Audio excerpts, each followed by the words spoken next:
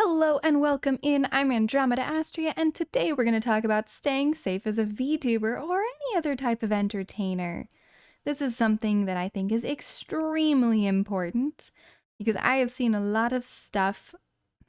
I've seen a lot of places where people have ended up being very unsafe or gotten themselves into very bad positions, and I don't want that to happen to any of you guys. So, I'm going to go through some tips that I have learned from my time as an actor and working in the film industry and some other stuff in general that I think is really important for every VTuber to know in order to stay safe.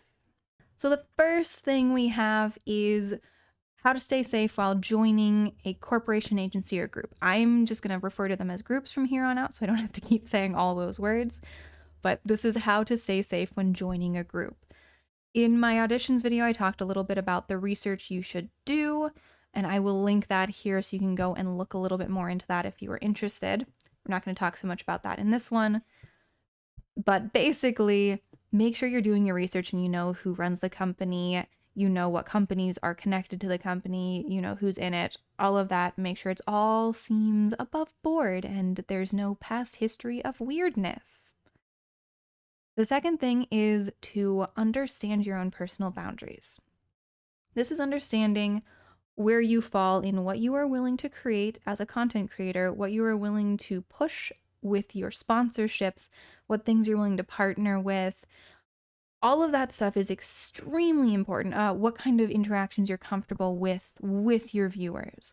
All of that is stuff you need to write down beforehand because it's very easy to get drawn into, oh, I got into this company and now they're asking me to do this thing and I really want to be part of the company, but this doesn't make me very comfortable. But if I say no, then maybe they'll kick me out. You want to make sure that you are upfront with your boundaries when you're applying to these companies, because one of the worst things is being pushed to do stuff that you are very uncomfortable with. Because once they start pushing you to do that stuff, they will continue pushing you to do that stuff. So you want to make sure that whatever group you join aligns with your boundaries before you even get into that whole mess to start with. Another really important piece is the number of talents. So it doesn't matter what the total number of talents is exactly. What really matters is that there is a good ratio of staff to talent. So most groups, and you'll notice this, usually debut somewhere around 5 or so talents at a time. That is a very manageable number. That is what you should be looking for, groups that debut 5 or fewer talents at a time, or have a massive amount of money. Most groups don't have a massive amount of money, and the ones that do are debuting 5 or less talents at the same time. If you come across a group that is debuting 15 talents at a time, they are going to collapse. You do not want to join that group. They cannot manage it. So this is really about resources. Smaller numbers will give you better resources. Too big of a push too quickly. This would also have to do with like how fast they're putting out gens. So if you have a group that is putting out 4 gens a year, they're going to grow too fast and they're going to collapse. So this is just generally resource management, something that is pulling in 5 or fewer talents a year. 10 tops maybe is where you really want to fall in here, because that is what is reasonable to manage and to grow and to actually give the right amount of attention to. Now, part of the research is you want to make sure to check staff backgrounds. If you can find a list of staff, then you want to make sure none of them came from somewhere where they had been kicked out for doing something iffy. Make sure that all of the staff you can find do have good backgrounds and you like them and you'd be okay working with them. There is a very big difference between new and established companies. Established companies, you generally know what you're getting into. We've seen the talent who've been through and who've graduated from all the established companies. You have a pretty good vibe on them. For the most part, you should be able to figure out which ones you are comfortable joining and which ones you are not. Of course, there's always more stuff that comes out, and you could end up changing your mind later, but there's a much easier amount of information to consume and deal with when it comes to established companies. What is more difficult is the new ones. And the unfortunate thing is it is always going to be a gamble when you are auditioning and applying or joining a new group. You will never know how well it's going to go. You can kind of poke around and see if it seems good. Make sure that nobody in the new group is from an old group that disbanded because of iffy, weird stuff. But that's about as far as you can go. You can check to make sure that they have a decent amount of financial backing. And you can do that either poking around with research beforehand or in the interview phase, you can check in with them and just make sure that everything seems good. Another piece is just to like feel them out when you're doing the interview. A lot of the times you'll be able to tell whether they know what they're doing or not. And it is okay to leave at any point in time if you get a weird feeling or if you realize, yeah, they don't know what they're doing. It is perfectly fine to say, thank you for the opportunity. I am no longer interested, or thank you for the opportunity, but I've decided to look elsewhere. You can say you changed your mind. There's nothing wrong with it. If you ever, during the interview process, get a weird gut feeling that there's something wrong, listen to it, please, and do not go with that company. All right, another really important thing is NDAs. And I know if you are not a performer, you may or may not have come across these. I think quite a few different parts of industry do have these. NDAs are non-disclosure agreements, and they are pieces of paper that you sign that basically say you're not going to talk about a certain thing for a certain amount of time. And some of them are good, some of them are bad. When you are joining any sort of a group, you're probably going to have an NDA, and you're going to want to make sure to look over that very carefully. Make sure that there's nothing weird in it or any weird clauses that say if you break the NDA, something really awful is going to be done to you, because there are a few of those out there that we have seen. So make sure you go over the NDAs. The other piece is if you are joining a group, you kind of do want there to be at least a little bit of an NDA, because you want to make sure the other people in the group cannot disclose personal information that you may share during the interview process, or you may share during setup or collabs. You do want to make sure that you are a little covered, and NDAs will help with that. So you don't always want to join one of the groups that says, we have no NDAs, no contracts, no nothing. You do, those are for you as well. They're not just for the company, they are for you as well. So you do want to make sure that whatever you're joining does have some level of covering you as well as covering them.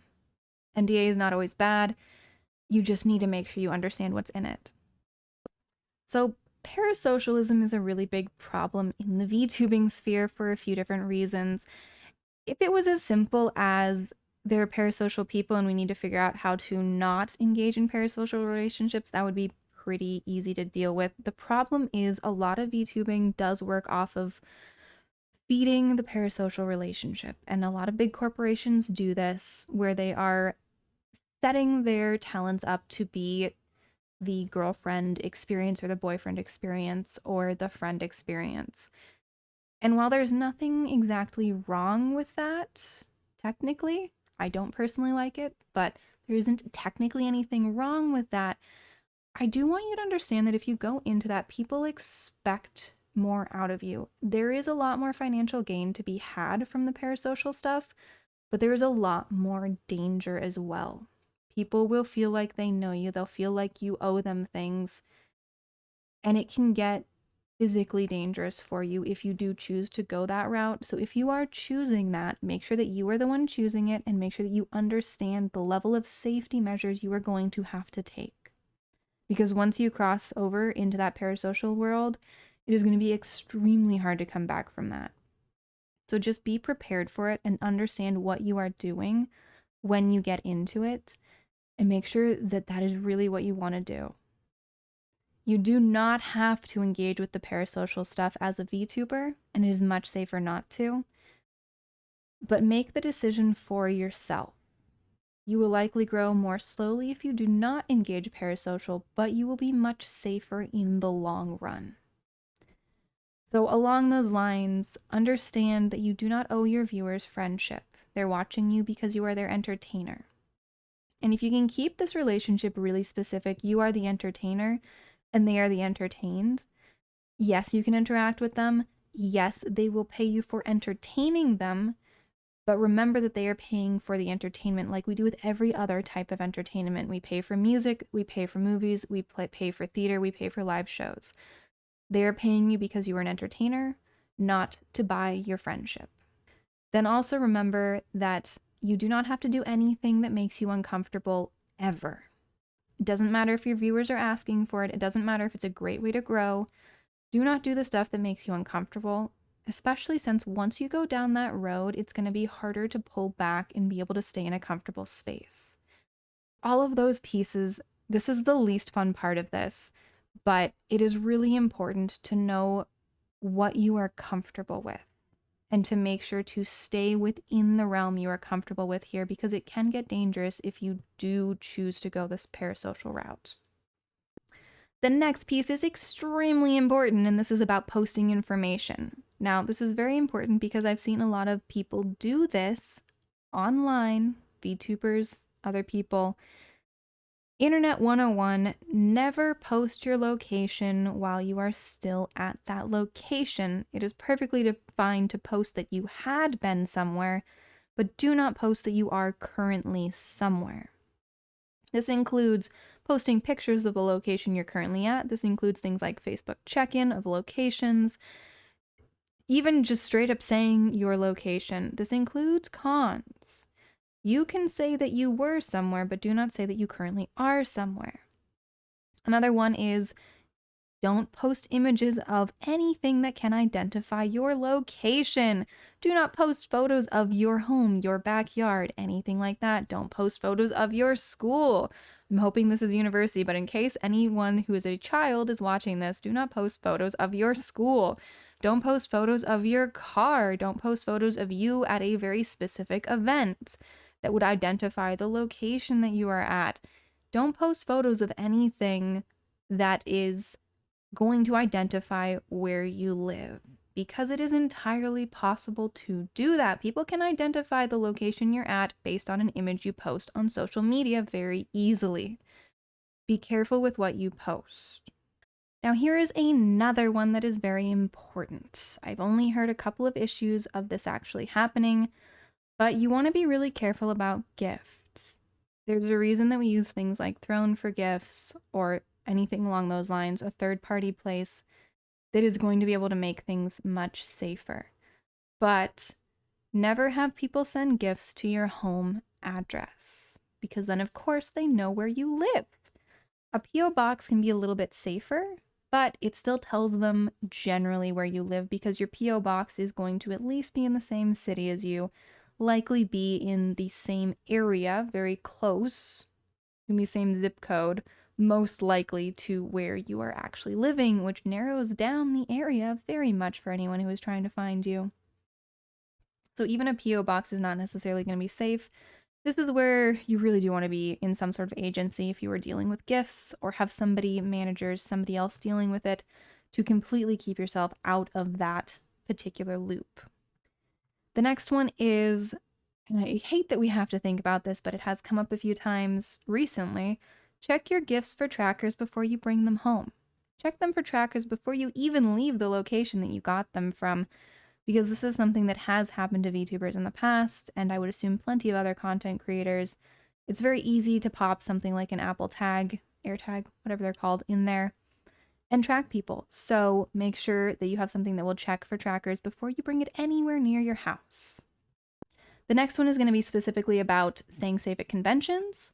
One of the big things, we had that scary event with one of the VTubing agencies last year where a bunch of people got drugged. Watch your drinks, guys. Always make sure to watch your drinks. Do not ever trust an open drink. I know not everybody went to universities or dealt with parties at any point in time, but you never accept an open drink. There's always a possibility someone has slipped something into it. This is a very common occurrence, and unfortunately it does happen at cons and parties as well. So make sure you have a closed drink at all times in any public space. Another one is do not accept food or drinks from strangers. I've seen way too many people doing this, and it always makes me so nervous every time someone does it. It's very sweet that people want to bring you food and drinks, but you have no idea what is in them. So unless you are feeling very, very daring, do not accept food or drinks from strangers. The next one would be, we're back to the gift stuff, is check any gifts that you get at a con for trackers before you even leave the con. That way, no one will have any idea what direction you are going in, but just make sure. Again, this does not happen often.